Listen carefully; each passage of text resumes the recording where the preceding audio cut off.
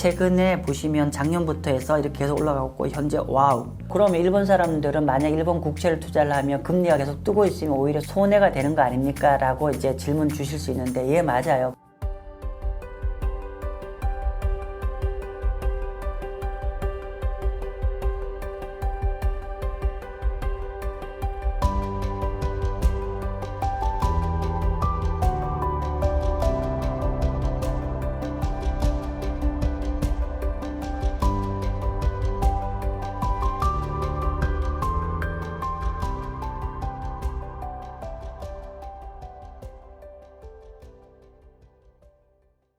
네, 안녕하세요. 마경환입니다. 오늘은 옌달러 전망에 대해서 설명을 드리고자 합니다. 정확치는 않은데 한 달 전 정도, 한 3, 4주 전에도 옌달러 전망을 했는데 불구하고 그 위에 또 시장이 아까 조금 더 밀리고 엔화를 이미 투자하신 분도 좀 걱정이 많으시고, 그리고 반대로 지금 정도면 저점 매수를 할 수 있는 타이밍이지 않을까라 생각하시는 분들한테도 좀 객관적인 판단을 할 수 있게 오늘은 옌달러 전망 설명을 좀 드리고자 합니다. 지금 이거는 이제 미국 국채에 대해서 일본과 중국의 미국 국채 보유 물량입니다. 한때는 가장 많이 미국 국채를 갖고 있었던 게 어디냐면은 중국입니다. 중국인데 중국 같은 경우는 약간 검정 색깔이죠. 근데 현재 가장 많이 보유했을 때가 어떤 때냐면 2013년 정도죠. 근데 현재 이후에 지속적으로 중국은 미국 국채 보유 물량이 계속 감소를 했습니다. 그래서 현재 여기 적혀 있는데 770빌리언 정도입니다. 이거 그냥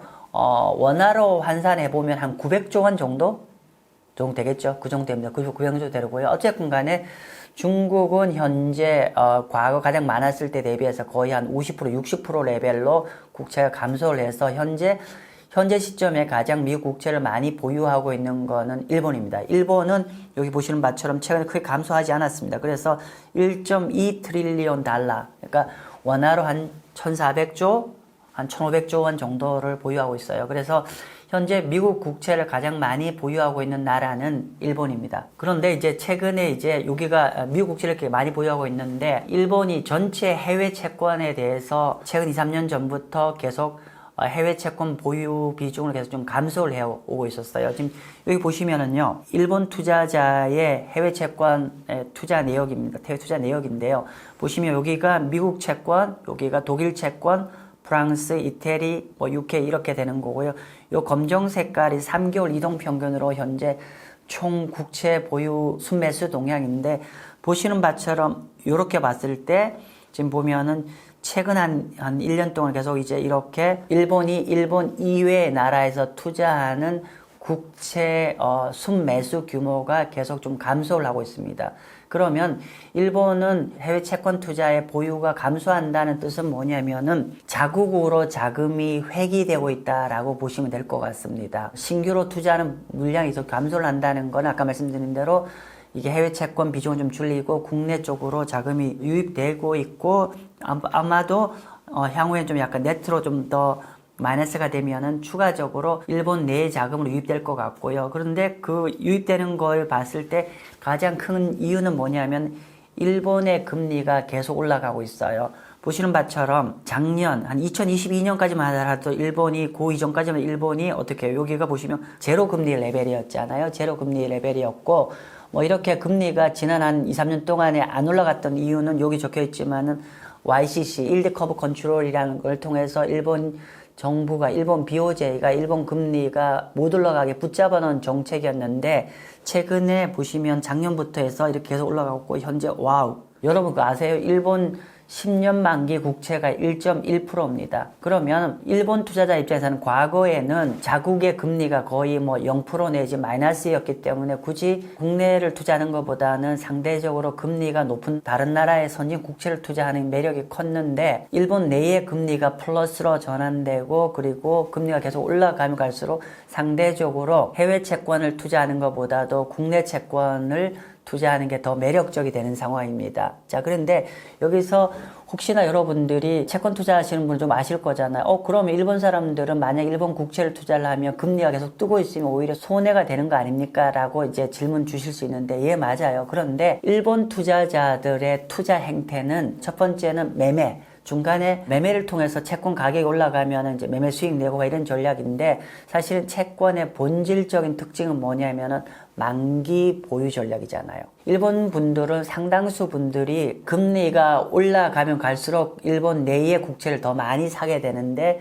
그 이유는 뭐냐면은 마치 우리 이런 거잖아요. 예를 들면 예금 있잖아요. 금리가 높으면 높을수록 투자자한테 더 매력적이잖아요. 일본 내국인들은 일본 국채를 투자할 때 마치 예금처럼 만기까지 보유 전략 그리고 연기금도 만기 보유 전략을 구사한다고 합니다. 그러면 무슨 말이냐면 일본이 엄청난 유동성을 갖고 있는데 굳이 해외에 나가는 것보다 자국의 금리가 높은 채권에 투자를 하게 된다. 그렇게 되는 겁니다. 그러면 제가 여기 앞 슬라이드에서 보여준 거와 좀 매치업이 맞겠죠? 1, 2년 동안에 해외 국채 매수 물량이 조금 줄어들고 있는데 이게 아마도 앞으로 더 이렇게 해외 국채 신규 매수 물량은 더 감소를 할 것 같고 그 이유는 뭐냐면은 일본 내에 금리가 점진적으로 플러스로 전환됐고 점진적으로 올라갈 거로 전망이 되고 있습니다.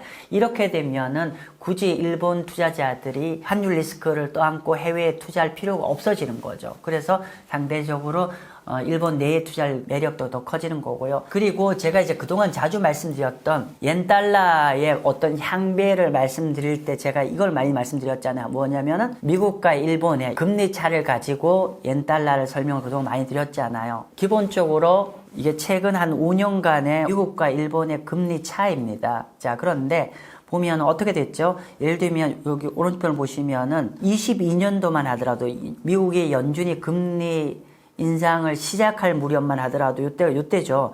요때만 하더라도 양국 간의 금리 차이가 한 1.5 정도였습니다. 1.5였는데 일본 같은 경우 일본은 동구한 동안에 금리가 YCC를 통해서 거의 제자리 걸음을 했고 반면에 미국은 FRB가 금리 인상을 계속 하다 보니까 금리 차가 계속 이렇게 금리 차가 확대가 되었고 이렇게 금리 차가 확대가 된 게 결국 이 당시에 통화가 한 달러당 115 정도 했는데 이게 계속 올라가서 이렇게 150 이렇게 확대가 되었다. 즉 우리가 이전에 말씀드린 게 뭐냐면은 일본과 미국의 금리 차가 확대가 된 게 일본 엔화가 약세로 간 요인이고 따라서 양국 간의 금리 차 때문에 엔화가 약세로 갔기 때문에 향후에 미국은 금리를 인하를 하고 제2집의 금리가 올라가면 양국 간의 금리 갭이 줄어들잖아. 이렇게 금리 갭이 줄어들면은 우리가 일본의 통화가 강세로 가지 않겠냐라고 설명을 드렸습니다. 실제로 데이터를 보면은 이렇게 됐죠. 한번 볼게요.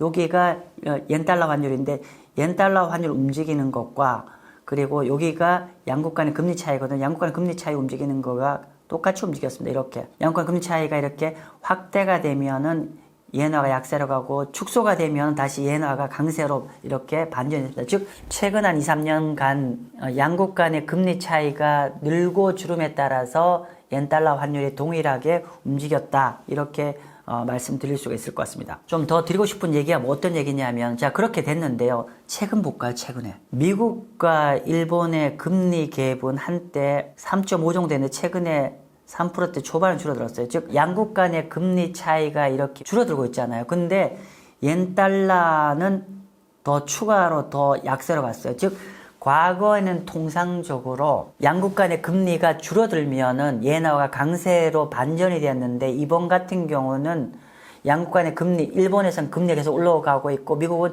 전에 국채금리 좀 줄어들면서 양국 간 금리 차가 갭이 줄었음에도 불구하고 오히려 반대로 환율이 더 추가로 약세로 갔어요. 실제로 이제 이렇게 최근에 시장이 기존의 어떤 펀더멘탈의 요인과 달리 최근에는 이제 이 펀더멘탈 요인과 별개로 금리 차가 줄었음에도 불구하고 엔화 약세로 갔다. 물론 이 부분에 대해서는 굉장히 많은 설명을 할 수가 있어요. 이렇게 양국간의 금리 차이가 줄어들었음에 불구하고 엔화가 추가로 약세로 간 요인은 헤지펀드들이 엔화 가치가 추가적 하락하는 쪽에 굉장히 엄청난 숏 물량이 많아서 그렇게 된다는 게 일반적으로 가장 큰 설명이고요. 일본과 미국의 금리 차를 가지고 옌달러를 설명드렸는데 그러면은 일시적으로는 이렇게 양국 간의 금리 차의 방향과 반대로 엔화가 약세로 갔는데 결론적으로는 중장기적으로는 이렇게 양국 간의 금리 차이로 옌달러는 수렴하지 않을까 싶고요.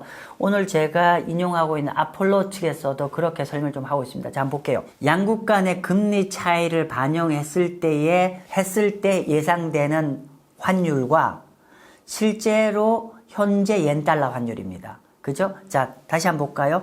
여기가 액슈얼, 여기 실제 환율이 현재 160 근처에 와 있잖아요. 그죠? 160 정도 와 있는데, 지난 한 2년 동안에 양국 간의 금리를 반영해서가 딱 이렇게 옌달러 환율이 움직였잖아요. 그걸 그대로 대입해서 보니까, 이렇게 반영했을 때는 지금 환율이 어떻게 돼야 되냐면, 이렇게 140옌 정도로 축소가 되어야 된다. 즉, 현재 결론적으로 펀더멘탈로, 그러니까 펀더멘탈이라 하면 양국 간의 금리 차이고, 양국 간의 금리 차이로 본다고 하면은 오히려 중장기적으로는 140 정도 레벨로 떨어져야 되는 거 아니냐는 얘기입니다. 물론 이 전제는 현재 금리 차가 그대로 유지된다는 가정일 겁니다. 근데 어쨌건 간에 말씀드린 대로 전반적으로 좀 쿨링되는 사인이 나오고 있죠. 그렇다고 하면은 저는 이제 금년 9월 정도에 금리 인하를 보고 있는데, 그렇다고 하면은 현재 엔화 약세는 거의 끝무렵 근처에 온 거 아닌가 싶습니다. 왜냐하면 결국 옌달러 환율의 방향을 좌우하는 거는 일본의 내부적 요인도 있지만, 그보다 더 중요한 거는 결론적으로는 미국의 연준의 금리 향배가 가장 중요하기 때문입니다. 마지막 슬라이드는 어떤 거냐면, 제가 오늘 촬영한 날짜 기준으로 오늘 7월 4일이거든요. 7월 4일 기준으로 제가 블룸버그에서 세계적인 기관 글로벌 투자은행들은 현재 향후에 옌달러 환율을 어떻게 전망하고 있는지를 제가 컨센서스와 밑에 최근에 발표될 각 기관별로 전망한 환율 전망치를 마지막으로 좀 제가 설명드리고 마치도록 합니다. 한번 볼게요. 현재 옌달러 환율이 160입니다. 160인데 그 옌달러 환율 전망의 컨센서스에 참여한 글로벌 투자은행들은 70군데입니다. 70군데 금융기관의 환율 전망을 평균을 해본 컨센서스를 만들어 본 거예요. 미디안이 있고 민이 있습니다. 보통 통계학에서 얘기할 때 민과 미디안 이 두 가지를 보는데, 여러분 보실 때 좀 더 민이 아니라 미디안을 보시는 게 좀 더 정확합니다. 미디안을 봤을 때 70개 금융기관의 옌달러 환율 전망을 본다고 하면은 3Q, 4Q 이렇게 돼 있죠. 3Q, 4Q 이렇게 되는데, 요거는 어떤 의미냐면은 3분기 말 목표 환율, 4분기 말 목표 환율 이렇게 이해하시면 됩니다. 그래서 지금 현재 160이지만은 글로벌 투자은행들의 평균 이번 3분기 말 9월 말까지 옌달러 환율은 한 155 정도를 보고요.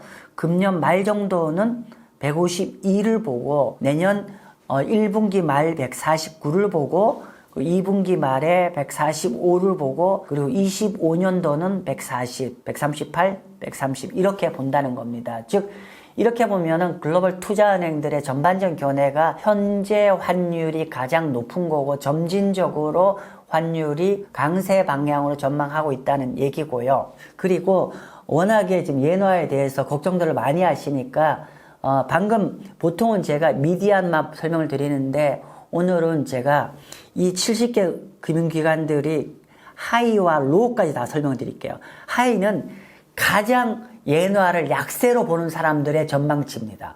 가장 엔화를 약세로 보는 사람들의 전망치 볼까요? 이렇게. 지금 가장 70개 금융기관이 가장 약세를 보는 친구들의 전망치인데, 여기 보면은 뱅크 줄리어스 베어스 7월 1일자. 가장 70개 중 가장 약세를 보는 친구들마저도 한 165니까 지금 161 정도니까 현재 약간 좀 더 밀린 수준에서가 월스트로 본다라고 말씀 좀 드리면 될 것 같습니다. 그리고 여기 포워드로 본다고 하더라도 이렇게 좀 전반 좀 떨어지는 거죠. 그래서 결론적으로 앞에 제가 큰 그림에서 두 가지 설명을 좀 드렸어요. 현재 양국 간의 금리 차로 봤을 때 최근에 좀 비정상적으로 갔었고, 마지막 이거는 글로벌 투자은행들이 현재 옌달러 환율 향후 어떻게 보는지 설명을 드렸는데, 전반적으로는 제가 이제 한 2, 3주 전인가요? 3, 4주일지 정확히 기억 안 나는데, 그때 말씀드린 대로 밀릴 때마다 저점 매수하라는 제 전략과 상당 부분 궤를 같이 한다라고 보시면 되거든요. 정리하면은 저는 여전히 비워갔습니다. 환율이 밀릴 때마다 저점 매수하는 걸 추천드리고, 그렇게 말씀드린 가장 큰 견해는 미국 연준 금리 인하가 이제 금년 하반기에 이루어질 가능성이 높기 때문에 제가 이렇게 말씀드렸습니다. 네, 오늘 설명드린 내용이 여러분의 어떤 현재 투자한 거나 또는 향후에 투자할 거에 좀 도움이 되셨으면 좋겠습니다. 네, 마치겠습니다. 감사합니다.